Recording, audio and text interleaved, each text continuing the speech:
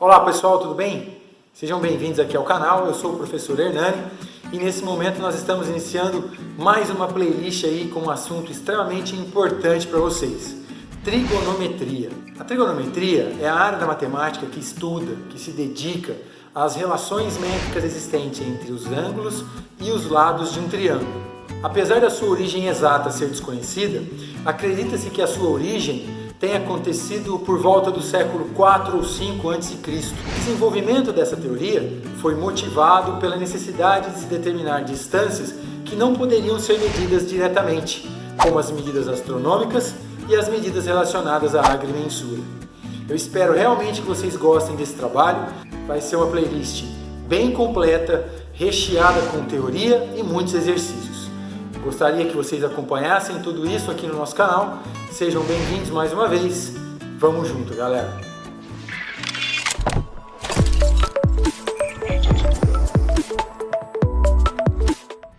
Bom, pessoal, nesse início de trabalho nosso aqui, desse estudo sobre trigonometria que nós vamos realizar, é muito importante que fique claro para você que nesse primeiro momento nós vamos trabalhar com a trigonometria no triângulo retângulo. Num segundo momento, nós vamos entrar no ciclo trigonométrico. São duas ferramentas extremamente importantes para nos auxiliar na aquisição de todo esse conhecimento e para facilitar também o entendimento de tudo isso, tá certo? Vamos começar então com alguns conceitos básicos e iniciais. Você sabe que essa figura que eu trouxe para você é um retângulo, uma figura muito utilizada e muito básica dentro da matemática. Primeiramente, por que nós trabalhamos com triângulos que são chamados retângulos? Essa figura é uma figura muito básica e muito utilizada dentro da matemática. Você conhece, você sabe que essa figura é um retângulo.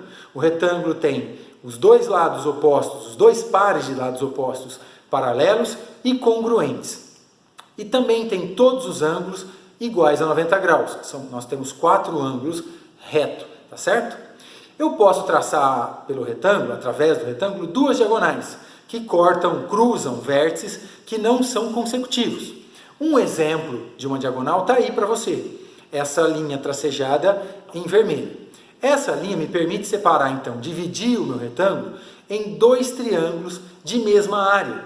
Esses dois triângulos, cada um deles, passa a ser chamado de triângulo retângulo. Ele possui um ângulo de 90 graus, um ângulo reto. Os outros dois ângulos do meu triângulo, eu vou chamá-los de alfa e beta. Observando a figura, a gente pode enxergar de cara que a soma desses dois ângulos, alfa e beta, sempre vai dar 90 graus, pois a soma dos ângulos internos de um triângulo sempre tem que dar 180. Como o ângulo reto já vale 90 graus, a soma, obrigatoriamente, dos dois outros ângulos precisa chegar a 90. Quando nós temos dois ângulos cuja soma é igual a 90 graus, nós chamamos esses ângulos de complementares. A conclusão que nós chegamos, então, que em um triângulo retângulo, os dois ângulos alfa e beta sempre serão agudos e a soma sempre vai valer 90 graus. Portanto, sempre serão complementares. O ângulo de 90 graus sempre será o maior ângulo encontrado no nosso triângulo. Consequentemente, o lado que é oposto a esse ângulo de 90 graus sempre será também o maior lado desse triângulo. Uma outra ferramenta extremamente importante, que sempre é muito utilizada aí nos triângulos, retângulos, nesse estudo de trigonometria, é o Teorema de Pitágoras. Você já lembra que ele fala de hipotenusa e de catetos, e nós sabemos que o Teorema de Pitágoras diz que o quadrado da hipotenusa sempre será igual à soma dos quadrados dos catetos. Tá certo? Ferramentas importantes para a gente seguir no estudo da trigonometria. Bom, pessoal, vamos falar um pouquinho sobre a nomenclatura relacionada a esses lados do triângulo retângulo. Acompanha comigo aí, pessoal. Eu tenho aqui um triângulo, ângulo de 90 graus, os ângulos agudos alfa e beta, e os lados que eu chamei de A, B e C. Nós sabemos, como o lado A é o maior lado do triângulo, oposto ao ângulo de 90 graus, eu tenho a hipotenusa. Os outros dois lados são chamados catetos. Eu tenho os catetos B e C, tá certo? Então tá aí, a hipotenusa é o maior lado do triângulo retângulo e sempre estará oposta ao ângulo de 90 graus, que é o nosso ângulo reto. Agora, o que é novo para vocês aqui, talvez seja essa nomenclatura posterior aí. Eu tenho um cateto B. Eu posso analisar esse cateto em relação ao ângulo que está observando esse lado. Observem que o ângulo alfa está olhando para o cateto B. Ele está oposto ao cateto B e o cateto é oposto ao ângulo. Portanto, eu vou dizer que o cateto B é o cateto oposto ao ângulo alfa. Agora, olhem para o ângulo beta. O ângulo beta é formado por dois lados. Um lado é a hipotenusa e o outro lado é o cateto B. A palavra adjacente quer dizer ao lado. Então, nós vamos dizer que o cateto B está ao lado do ângulo beta. Portanto, o cateto B é cateto adjacente ao ângulo beta. Você já percebeu, então, que essa nomenclatura vai depender de qual ângulo nós vamos estar utilizando como referência. Para ficar um pouquinho mais claro, observem o cateto C aí. Ó. Eu tenho o cateto C como sendo cateto adjacente, pois ele está ao lado do ângulo alfa. E, ao mesmo tempo, se eu usar como referência o ângulo beta, o meu cateto C vai ser cateto oposto ao ângulo beta, correto? Entender essa nomenclatura e reconhecer que ela depende do ângulo que nós estamos usando como referência, nos permite encontrar as relações métricas existentes entre os ângulos e os lados desse triângulo retângulo. Vamos acompanhar essa construção com bastante calma. Ó. Tem aí de novo o triângulo retângulo, os lados A, B e C e os ângulos alfa e beta.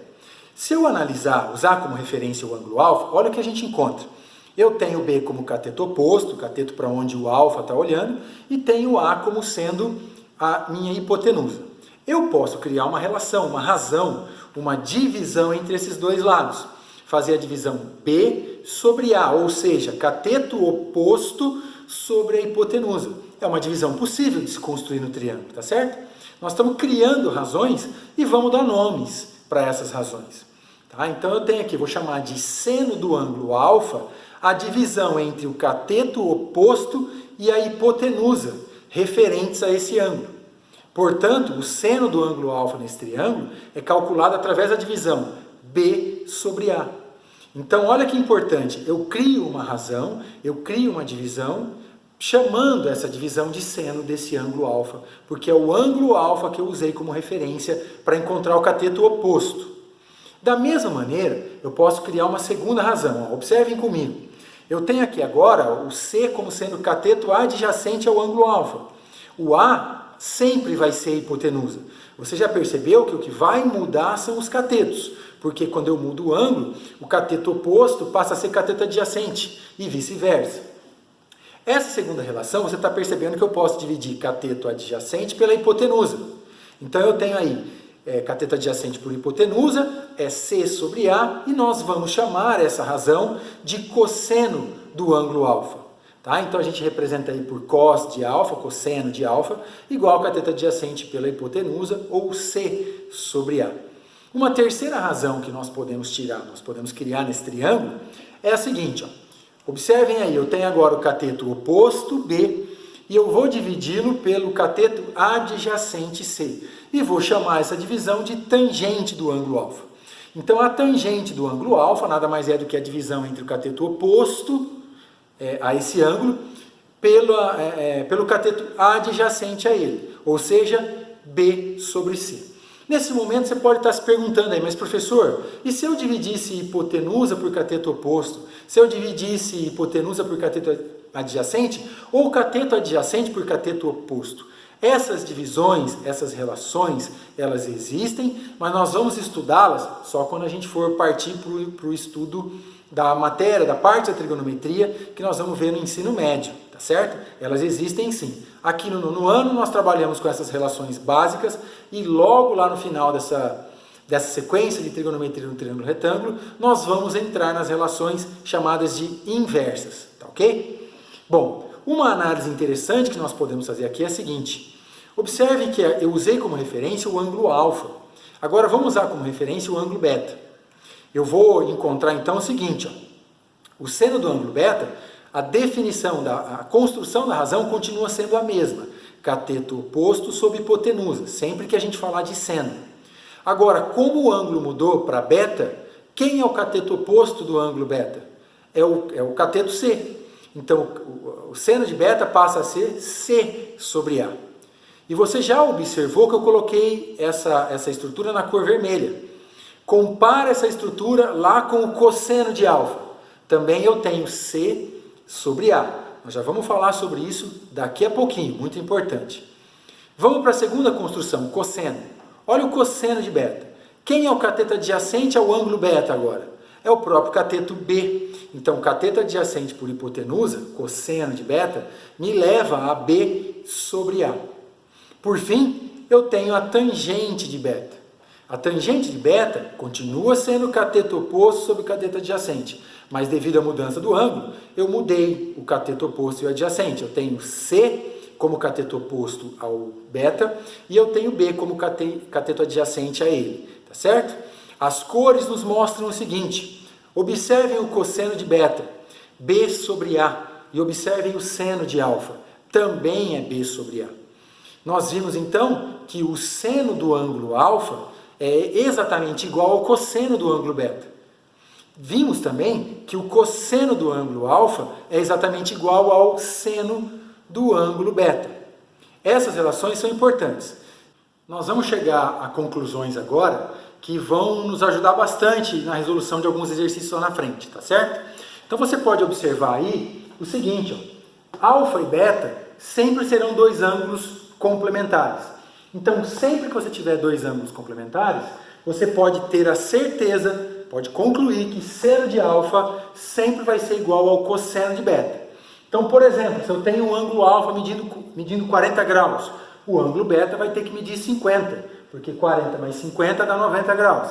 O seno do ângulo igual a 40 graus vai ser igual ao cosseno do ângulo de 50 graus. Os valores serão os mesmos, as divisões terão o mesmo resultado, tá certo? O cosseno de alfa sempre será igual ao seno de beta, então o seno de um ângulo é igual ao cosseno do seu complemento.